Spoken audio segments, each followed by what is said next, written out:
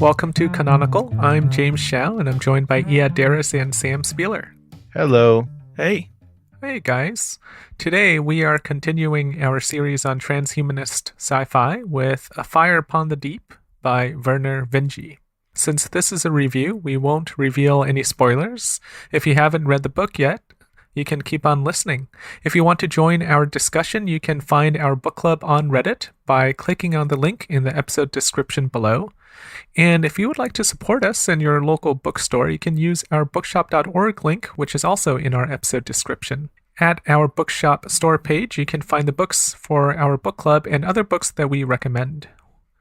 And we are also on social media at Canonical Pod.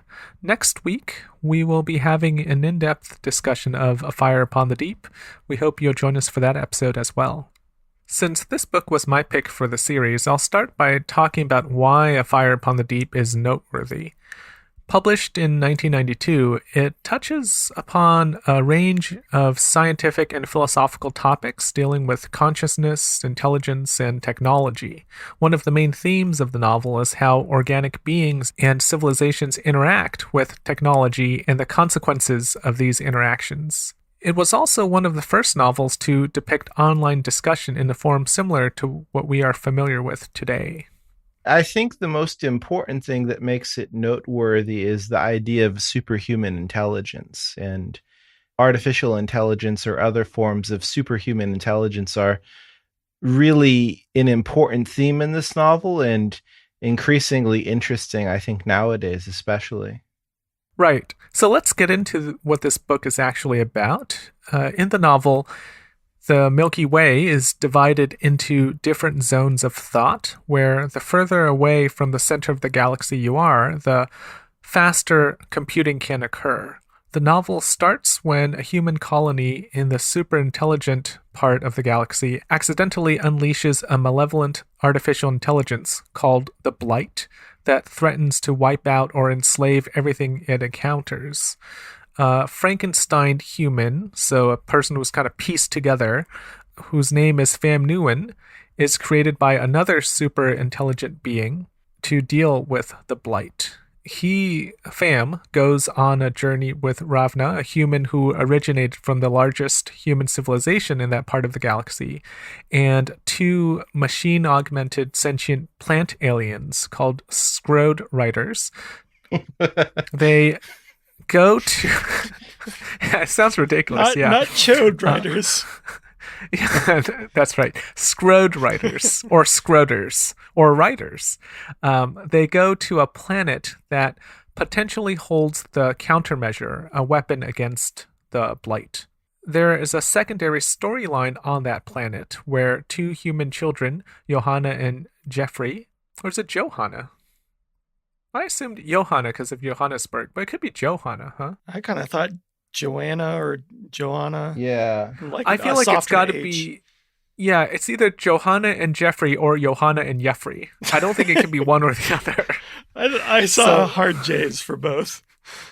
Okay, Johanna and Jeffrey, or Joanna. Anyway, the two children are lone survivors of the human colony that created the Blight, and they become separated after they crash land on this planet. They are caught up in the local politics of the sentient species on the planet, a dog-like pack creature called Tynes. Going back really quickly to names, is Pham Nguyen supposed to be a Vietnamese dude or what? When he's talking about his past, like his name definitely sounds like a version of Vietnamese. It sounds kind of like he's this mishmash of Neo-East Asian cultures. All of the other humans are descended from Norwegian people, I think. And then you have this one, like, Vietnamese dude with red hair. That was really weird. Well, it's explained because he is the detritus that was recovered from the part of the galaxy that does not have super intelligence or even like above average intelligence. He's kind of scooped up and they picked him out of the trash heap. And then the super intelligent being that creates him kind of cobbles him together. So he's created from like different people. Oh, I didn't get that he was cobbled together. For some reason, I thought he was a single person but that he got picked up and he was like on ice, sort of. It's kind of in the origin story, and it helps if you've read this 3 times like I have. But yes, it's described as like he's kind of been pieced together from different bodies that were kind of left out in the cold. Okay. So speaking of reading this 3 times, James, you picked this book partly because you wanted to finish it after trying it twice before. What made it difficult for you to finish it before? There's actually 2 sides to this question. One is what you asked, what made it difficult to finish? And 2, which is, why did I want to keep on reading it? I think both questions are equally valid, because I think what makes this book very compelling are the ideas in the book. And I really wanted to see how that plays out. And that's what made me want to finish the book.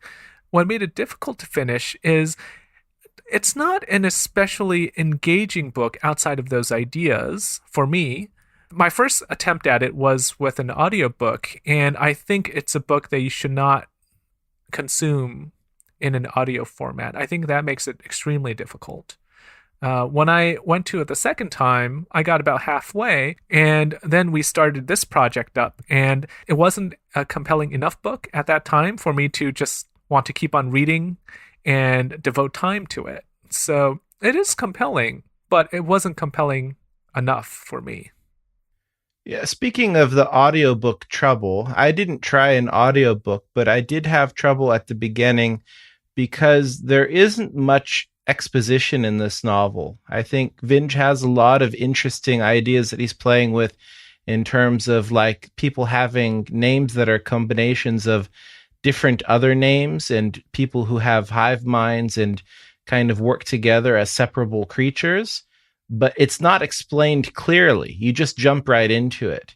So at the beginning, it's a little bit tough to follow, and it's maybe so uninteresting at first that when it gets tough to follow, you just want to give up. You mean Vinge? Yes, Vinge. Vinge has a lot of interesting ideas, but he doesn't really try to explain them to you. He just pushes you right into the deep end, you know? I'd agree with that. He just kind of drops you in. He gives you some explanation, but it's rarely enough for the reader to fully grasp what he's talking about. You just kind of have to run with it. And in fact, that's how you get through the book, is just going along with it. A lot of science fiction novels do this, though. And I'm not saying this excuses it. I think he's doing something that's kind of expected in a science fiction novel, because if you're really writing with balls, you got to have all these big ideas. You got to create a new world. You can't stop and explain everything. That'd be incredibly tedious. In fact, I actually think there's a little bit too much explanation here. I think sometimes there is. It's just not good explanation. I think one of the things that is here, but is sort of missing, is a lot of these types of books. I'll go to the easy one that I always reference, which is not science fiction, but Harry Potter. We see everything through Harry's eyes, and everyone else is familiar with this world except for him. So because everything is new through his eyes, we get that explanation and things make sense to us. But here, the people who we can relate to most would be Ravna and the 2 kids. But the 2 kids rarely have an intelligent enough way of thinking for clarity to actually come through. And then a lot of times we're not even using their perspective. We're using these alien perspectives, which doesn't really make it necessarily easier. And Ravna, we'll talk about her later, but she doesn't seem to be great at explaining anything either. The most interesting part of the book for me is how inventive Vinge is in creating this world. The conception of the Tines as a biological group intelligence is fascinating, as is the creation of the zones of thought. These 2 ideas, honestly, I haven't encountered in other sci-fi, and I consume quite a lot of sci-fi. The nickname of their galaxy-wide web as the net of a million lies also seems prescient today, given how optimistic the early 90s were with information technology. The biggest shortcoming of this book, for me, more so than the mechanical depiction of emotions and relationships and interactions between the characters, is how Vinge has created a foundation of a world with very compelling concepts, but he fails to engage with the questions created by these concepts in any meaningful way for me. The central conflict lacks nuance, and morality isn't put on trial, despite having plenty of opportunities to do so. So these are the issues that I had with the book. But overall, I think it kind of is counterbalanced by the high concept ideas that he has in the book. Once again, leading to me to quit and then read the book, and then quit and then read the book, etc. Sam, I want to ask you if you agree with James about the net of a million lies, because I kind of disagree with James. What did you think?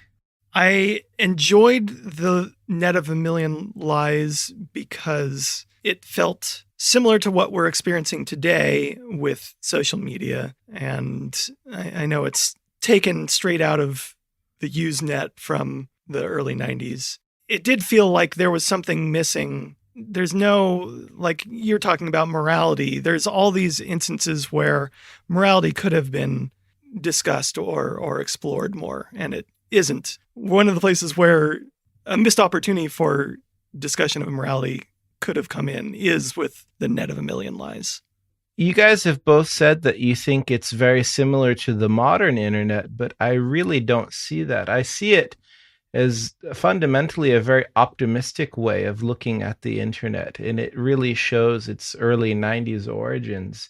Yes, he admits that there are a lot of lies on the internet, but I think what he imagines this internet to be is a kind of collection of lies that can form a sketch of the truth. And I think that the modern internet is not a collection of personal perspectives anymore. I think that it's been changed to a dominant perspective that has the power, capital, and technical power to exclude a lot of the personal perspectives that it used to have in the 90s. So it doesn't really feel like today's internet to me. Can you explain the last part? Well, nowadays you have a quote-unquote free internet, but you also have portals like Facebook and YouTube and Google that control access to certain things. And you have much more filtering.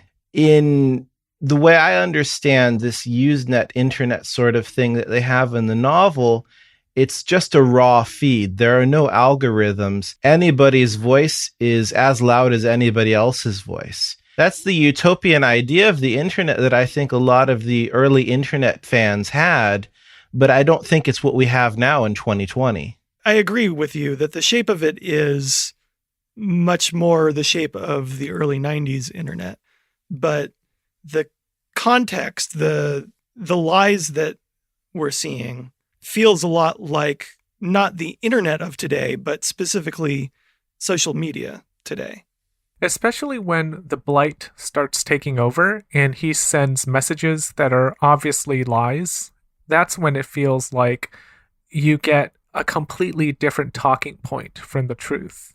I mean, that to me resonates with me today, obviously, when you have, as we are recording here near the end of 2020, a very divided political nation. And you have people who are very much promoting a different version of truth. I think that's what really feels like it's 2020. Like you, James, I agree that this is a good novel because of the concepts that it has. My feeling about this novel is kind of the opposite of what I had to say about A Confederacy of Dunces a few weeks ago. In that novel, I said that it was full of entertainment, but very light on ideas. Here, I think that this novel is full of concepts, but the craft of the novel can't keep up. It can't manage to be as entertaining as I think it should be. You're advocating for more people going to an MFA program. Well, I don't know what Vinge is up to. I mean, maybe he would have learned more craft in an MFA, but maybe he's just not interested in that. I think that there's a certain type of writer out there who thinks that if the ideas are interesting enough, the craft is not as important. And maybe that's what Vinge thinks, is like, this novel is so interesting and technically it's so exciting, the technology that he's exploring and the ideas that he's exploring, that the craft will kind of sort itself out, you know? That's kind of how I see a lot of science fiction, actually. And that's coming from someone that really enjoys science fiction, but the craft is often secondary, it seems. I mean, there's still enough conceptually that motivates me to want to keep reading, but the novel is clearly deficient when it comes to language and imagery and voice. It's still a slog to read this novel. Like, I didn't want to keep reading the novel. I wanted to go on Wikipedia and research some of the things that he was talking about. I think the shame here is this is probably what keeps him from being more mainstream. Because I think the ideas are compelling, and I don't think that's why he's not more mainstream. I think he's very much a niche science fiction writer because his writing can't really cross over. I think the deficiencies in his craft are acceptable to a lot of science fiction readers, but they wouldn't be acceptable to a lot of people outside of that group. Yeah, I can see that. I feel the same way as Iad did. The concepts here are great for the most part, but the craft really is lacking in a lot of places. And it's unfortunate because a lot of the concepts have great opportunities for the craft to come in and provide nuance and extra fineries, and they just aren't here. It's really the lack of nuance for me. I agree. Like, that's what gets it for me. He has this tendency to make things so black and white that it doesn't really give you an opportunity to explore. I mean, I don't even think the plot is that bad. I think the execution is not great, but I don't think the plot is like bad. It's like the plot isn't bad. There are pacing issues in the plot. Yeah. One of the things that I really had a problem with was the use of language, which partly is just his prose style, but also his characters, as we've talked about. We've got all these different species, only one of which is human, and everything kind of sounds like a human. Like the Scrode riders, for instance, they sort of have to sound human because they ride and use this device that helps them. Right. The Scrode helps them think more clearly and remember short-term things and speak English or whatever language they're speaking. Scrode. And I get that has to sound familiar to our ears or to our eyes, but I think it misses an opportunity for oddness or quirkiness that just really isn't there. And the same thing happens with the Tines, the wolf-like creatures, which I thought were the most interesting parts of the entire book. I'd never read anything like this, where you've got these pack-like creatures that act like single entities, yet they're made up of 4, 5, 6 or more individual members, but work together as one. And yet the way they speak just sounds like an American English person. I had more of an issue with the Tines than I did with the Scrodes. I thought the Scrodes were sufficiently strange. They were strange. They could have been stranger, I think. But the biggest waste and biggest gain were with the Tines. They were such an interesting idea, and they just weren't quite strange enough in the way they spoke. One of the things that really made me start thinking about that was one of the Tines characters says, "I can't put my finger on it." And I know that that's sort of shorthand, that yes, they learned English by listening to dataset, these machines that kind of work like our computers or laptops. Computers, and yeah. So yes, they would somehow, I guess, take on the idioms that we use today, but it just felt off to me. It didn't feel authentic, which I suppose is a funny thing, talking about authenticity with alien creatures. Thinking about why I keep on returning to this novel and trying to finish it, I think, related to what you said, I think it was the second or third chapter when we are first introduced to the Tines. I think we are introduced to the Pilgrim. Mm-hmm. That's what hooked me. that idea is so interesting that you have, I think at the time was like, what, 5 dog-like creatures, but their consciousness kind of becomes a blend of these individuals. And the way it's portrayed to us, which is in first person, I mean, I honestly have never come across that before. And when I read it, I was like, wow, this is like ballsy. I mean, a writer conveying this to me is someone that I'm like, okay, I'm going to have a long leash with this book, even though I do find it kind of dull. Like, this idea is so interesting that I want to see where it goes. And the problem is, of course, it doesn't go that far. No, but it's almost so completely interesting. Ends after yeah, that. But it's so interesting, you know, It like, is. and the parts about breeding and how they kind of self-select, like, that's interesting too. But in a way, the problem is it's too broad. Like, he's too ambitious. He takes on all these different ideas of consciousness, and you Right. can't fully explore each iteration of consciousness that he presents to us. You know, the superintelligence, this group consciousness, the screwed augmented consciousness. Like, you can't fully explore that even in a 400-page book. Right. So it's funny that you can tell at certain points that he knows that he's skimming over something, or at least that he knows there's this kernel of something special that he just skims over.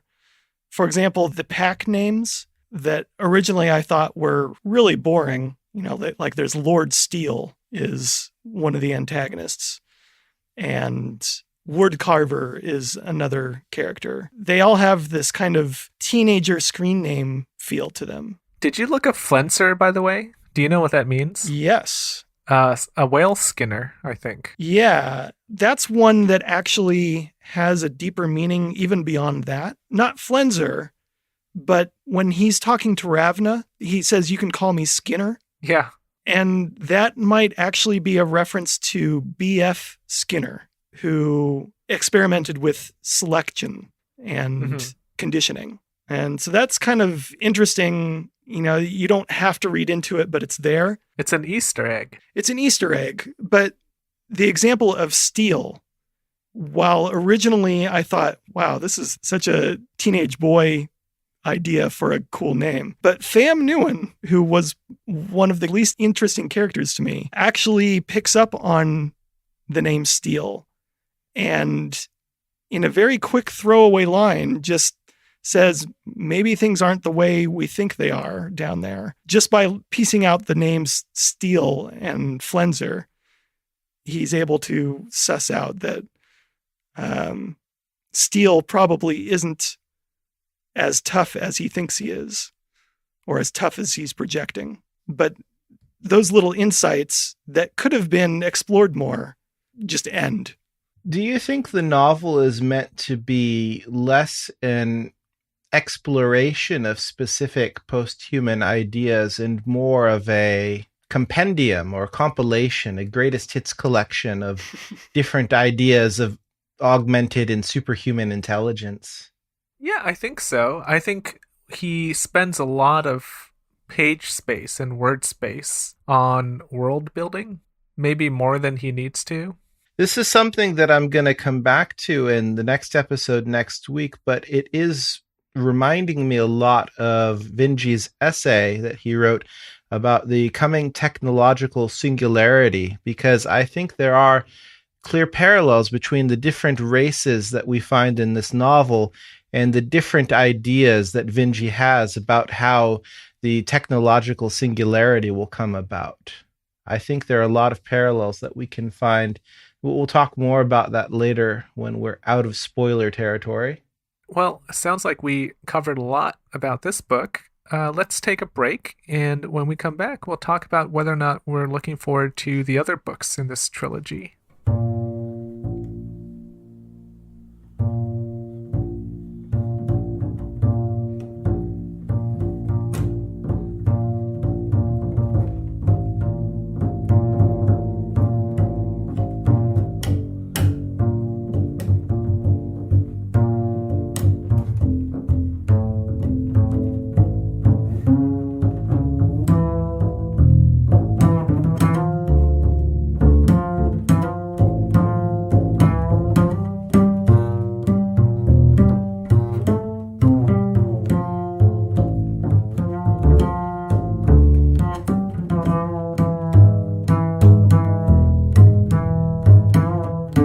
Welcome back. This is the first book in a trilogy. Would you read the other two? I don't know. I would consider it, but as I mentioned earlier, Pham Nguyen is one of the characters I liked the least here, and he's the central point of the prequel, which is the second book. I would read them if they were shorter. Just for the practical concern, this is a 500 plus page book, and I think it could be a 300 page book, like 300 pages is about right. So if it were bloated the way this book is bloated, probably not. Yeah, it could definitely have been condensed quite a bit, I think. Hold on, I'm actually looking it up. I think it's longer. Oh. Yeah. A Deepness in the Sky is 600 pages hardback, 775 paperback. Whereas A Fire Upon the Deep, according to Wikipedia, is 391 pages. So it's like 80% longer. I guess it's that long when it's in hardback. Like I have a paperback copy here, and it's officially 579 pages. Okay, so it's another 200 pages. For A Deepness in the Sky, The Children of the Sky is shorter, 448 pages. That's the one.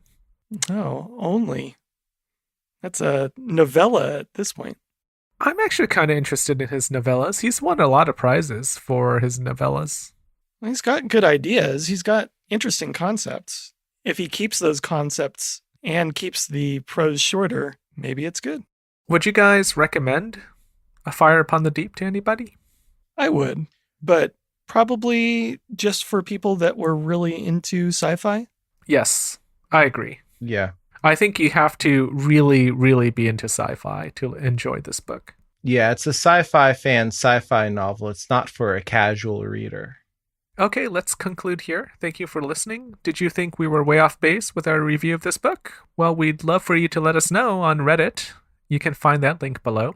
You can also find us on social media at Canonical Pod, and if you would like to support us and your local bookstore, once again, you can use our bookshop.org link, which is also in our episode description. We'll be back next week with an in-depth discussion of A Fire Upon the Deep.